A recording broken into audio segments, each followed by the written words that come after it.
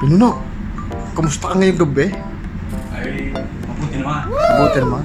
Wala ho ba kayong maibabahagi ngayong kaalaman na may sasalin ninyo sa akin?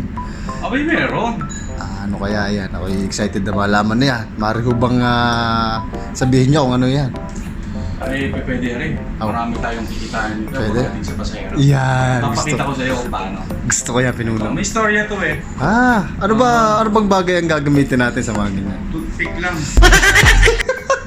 Toothpick. Toothpick? Oo, halika Abay, rin eh. dahil sa dalawa. Abay! Tama? Parang nakahandusay. Oo, papakat ba mong ulo, Ari Pinuno? Ayan ay nadisgrasya. Nahit yan rin yan. Nahit ba? Nasaan ang ulo niyan? Nawawala nga eh. Ayan, laki ng talsik ko. Ay, ang ulo. Ngayon, Oh. nahihirapan yung mga investigador na malaman kung babae yan o lalaki. Ay, oo nga. Hindi makita din eh. Oo. Walang kasar yan. Kaya kailangan nila ang tulong natin. Huhulaan mo lang kung babae o lalaki yan.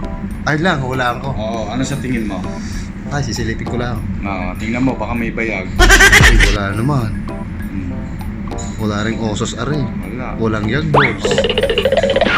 Pag sirit ka na yung sabihin mo lang. Sirit na, Pinuno. Hindi ko malalaman kung babae o lalaki, Ari. Wala namang kasaran, Ari, din eh. Ang kasagutan dyan ay simple lang. Oo, wala. Ano, Pinuno? Ang sagot dyan ay tubig. Tubig? Hindi totoo yan. At malalaman na natin ang kasarian. Ari, Bola lang yan. Abay, oo. paano? Hindi ko kuha tayong tubig. Dali lamang, ha? Ano gagawin mo diyan? Ako ay may tissue. Ate siyo. Tissue, babasahin natin. Basta. Ayan, basa na. Tubig Oo, na. halika rin Tubig eh. na.